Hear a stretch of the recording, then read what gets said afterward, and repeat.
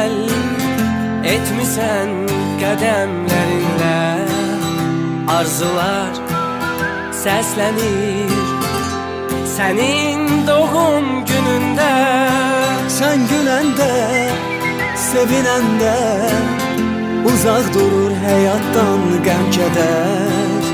Yaxşı ki dünyaya bugün göz açmısan sən. Bütün sevənlər səni gözlədi, hər anı, hər günü, ötən hər dəqiqəni söyləsin. Ad günün mübarək, hər yaşa sevincinə qədəm at. Ürəyi səninlədir, doğmaların, dostların, yaxınların, sevənlərin təbrik eyləyir səni. Ad günün mübarək, hər yaşa sevincinə qədəm at.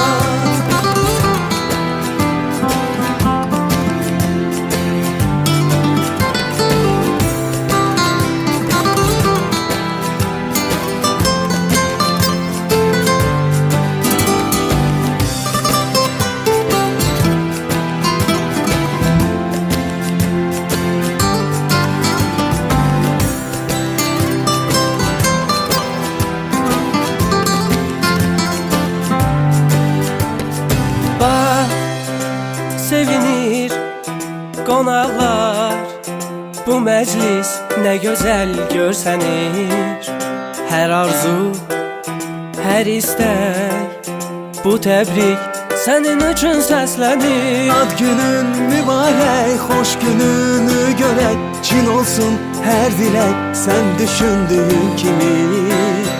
Ad günün mübarək, hər yaşa sevincinə qədəm at. Bütün sevənlər səni gözlədi, hər anı, hər günü, ötən hər dəqiqəni söyləsin.